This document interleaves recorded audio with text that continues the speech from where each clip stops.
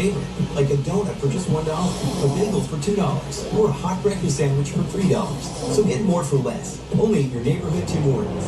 Ang buong video ay 3 hours long, ngunit sa kahabaan nito, makikita mo ang dahan-dahang paggalaw ng kanyang closet door. Hindi lang isang closet door pero dalawa. Ang talagang special sa video na ito ay hindi lang isang biglaang paggalaw ang nangyari, kung hindi gradual small movements in a span of long hours, making the live stream more compelling. Makikita mo pa nga ang aso niya na nagiging alerto sa bawat paggalaw ng closet door niya.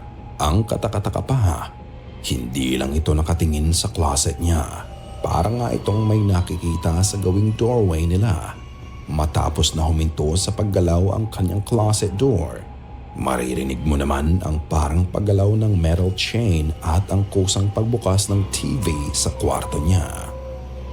Ito ba yung actual haning sa bahay niya na nakunan during one of her live stream? Totoo nga kayang paranormal events to caught on cam o maaaring clever hoax lang? Katulad ng dati, ikaw na ang magpasya.